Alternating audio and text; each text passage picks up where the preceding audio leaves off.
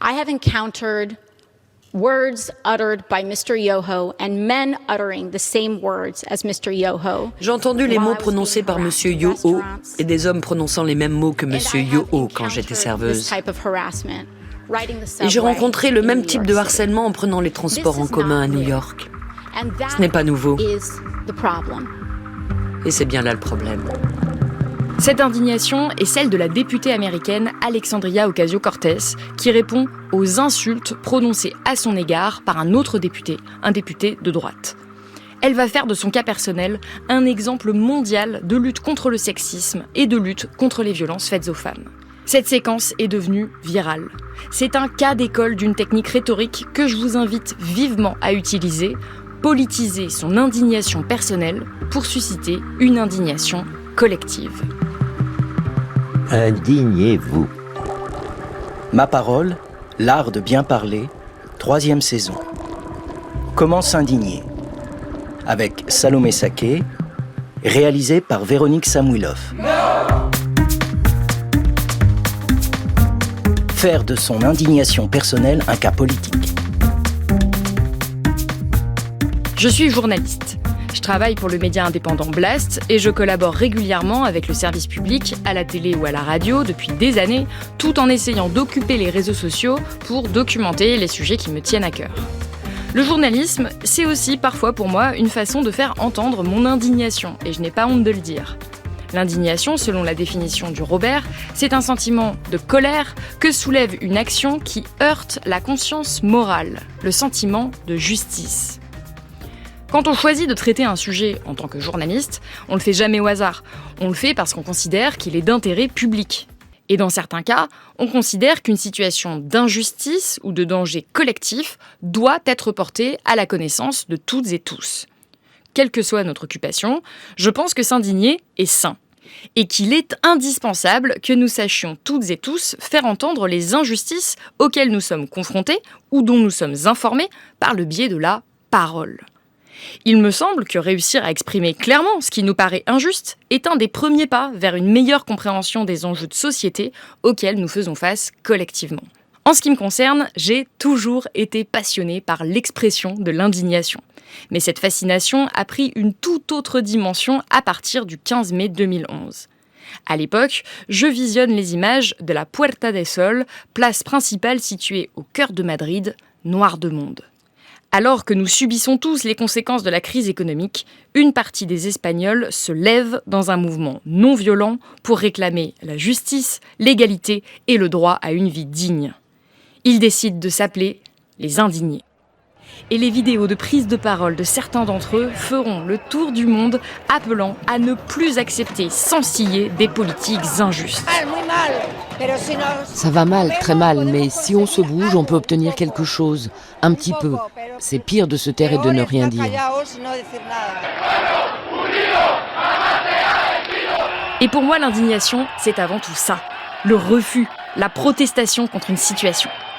L'indignation peut être une vertu, à mes yeux, parce qu'elle constitue souvent un premier pas vers l'engagement. Quelle est l'alternative à l'indignation ? C'est la non-indignation. C'est le choix de l'acceptation silencieuse. Ne pas s'indigner, c'est accepter le monde tel qu'il est. C'est se résoudre à l'immobilisme face aux injustices les plus insignifiantes, comme face aux horreurs les plus insupportables. Historiquement, c'est cet attentisme collectif qui a mené aux événements les plus sanglants. Et au contraire, ce sont les révoltes nourries d'une indignation débordante qui nous ont permis d'avancer vers plus de respect des droits humains et la réduction des inégalités.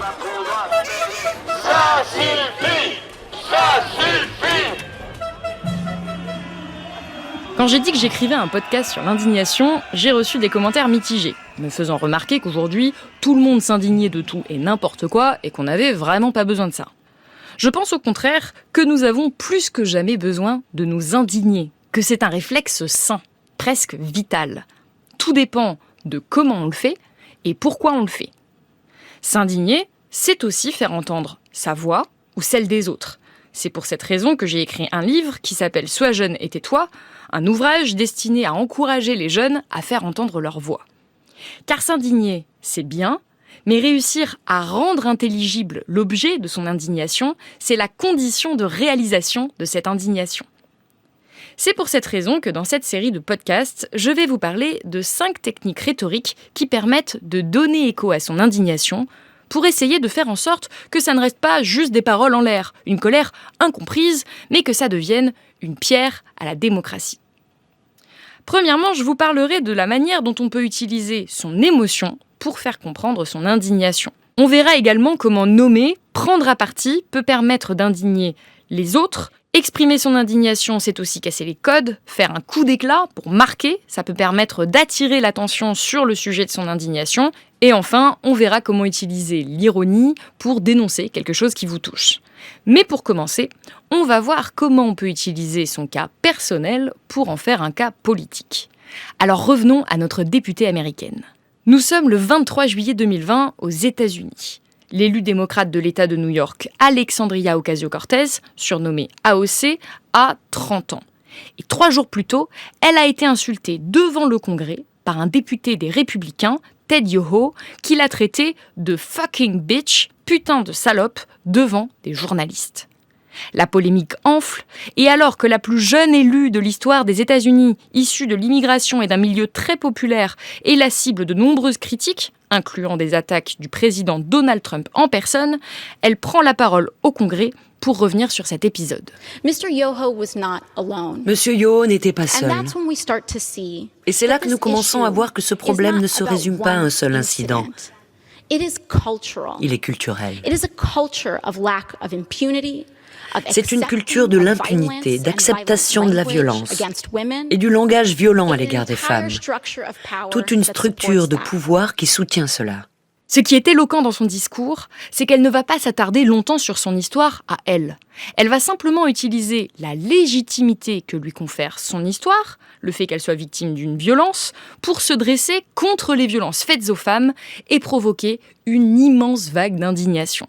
Et je crois que cette prise de parole est l'un des plus beaux moments politiques dont vous puissiez vous inspirer pour donner écho à ce qui vous révolte, vous concerne, vous préoccupe.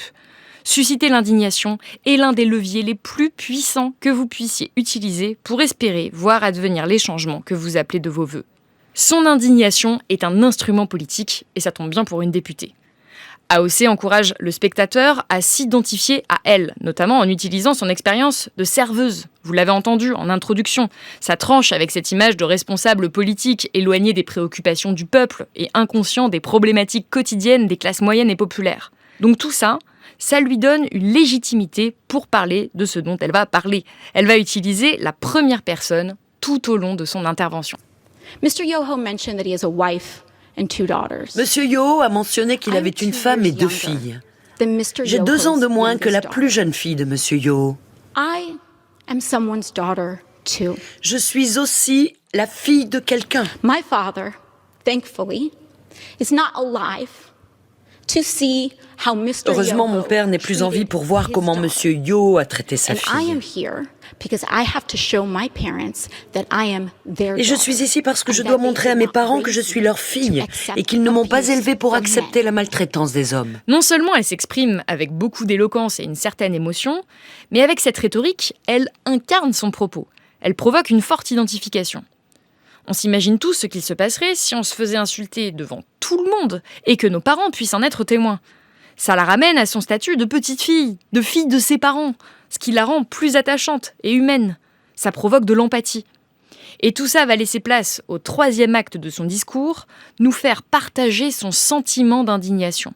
Elle va universaliser son envie de révolte, d'engagement contre les hommes oppresseurs de manière plus générale, l'acte final de politisation de son cas personnel.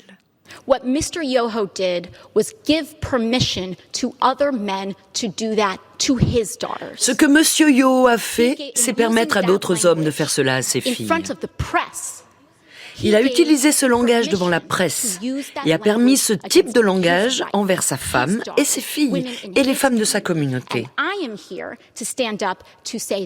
Et je suis là pour dire que ce n'est pas acceptable. Là vraiment, pour moi, c'est du génie rhétorique.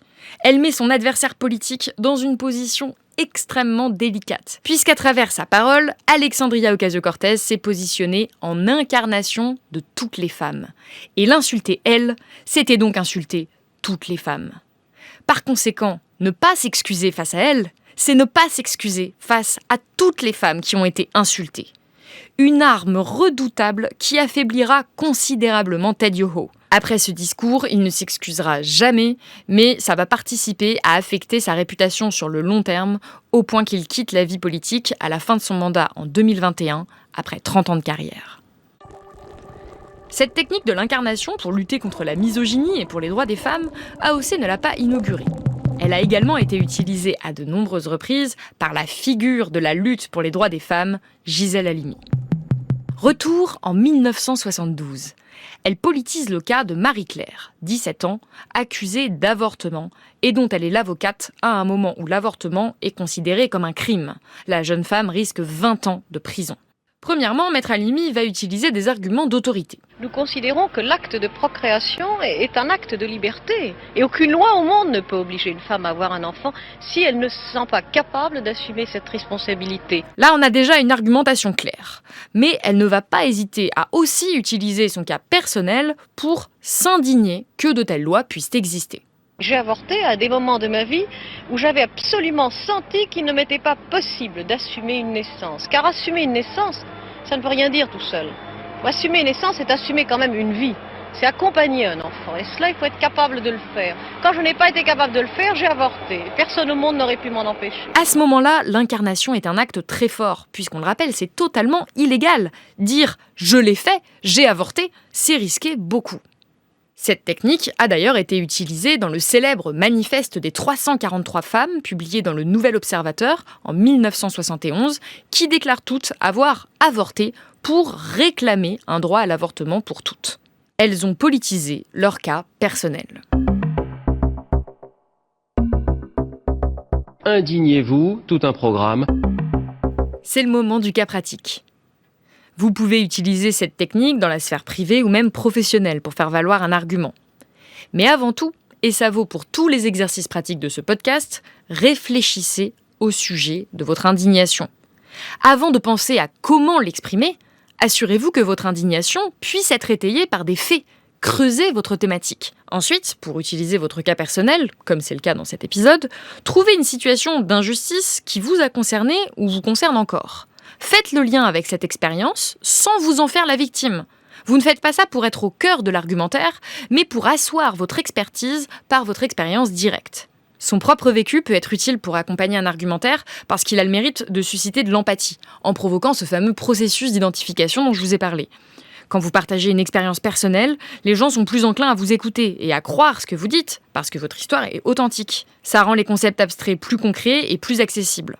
Par contre, attention, je le répète, son histoire personnelle ne suffit pas. Ça doit être l'accroche, pas le cœur de la démonstration. C'est un prétexte pour politiser une indignation, une aide pour la rendre audible, pas un argument en soi. On peut s'indigner sur beaucoup de choses. Une autre manière de s'impliquer personnellement dans une joute verbale ou dans un discours peut être l'utilisation de ses propres émotions. Un autre outil qui peut donner une chambre d'écho supplémentaire à votre indignation, et on verra ça dans le prochain épisode avec, entre autres, l'exemple de Greta Thunberg.